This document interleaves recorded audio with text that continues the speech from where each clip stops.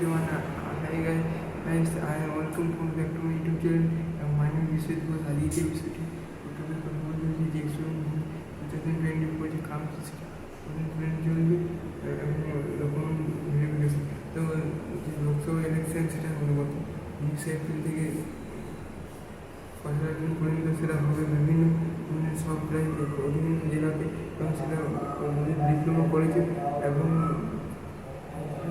যে স্কুলগুলো রয়েছে তো স্কুলে হয়ে তো যাই হোক এখন সেটা বলা হয় যে ন্যাশনাল ভোটার কাউন্সিল জুন এবং জুলাই বা মাসে চলবে এবং রেজাল্ট বেরোনোর পর খানিক 21 দিন বা 4 সপ্তাহ পর্যন্ত লেগে যায়।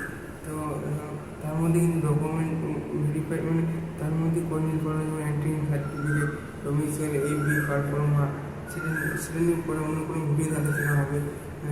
এই মেডিকেল ফিটনেসটা তো লাগবে 2023 সালে রিসেন্টলি কিন্তু মেডিকেল সার্টিফিকেট কিন্তু লেগেছিল এনটিএমকে গত 2023 সালে রিসেন্ট দেখা যে এন্ট্রিং কিন্তু অনলাইনে বানিয়ে নিয়েছিল যারা অফলাইনে বানিয়েছিল তাদের কিন্তু নেওয়া হয়েছিল এবং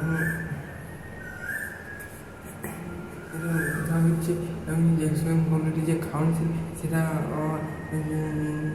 প্রথমে লো র্যাঙ্কিং কলেজ আস্তে আস্তে দিয়ে এবং প্রথমে ডিস্ট্রিক্ট কলেজে কোটা দিতে হবে এবং ডিস্ট্রিক্ট কলেজের মধ্যে সুবিধা থাকে ডিস্ট্রিক্টে ক্যান্ডিডেটগুলো আগে দেওয়া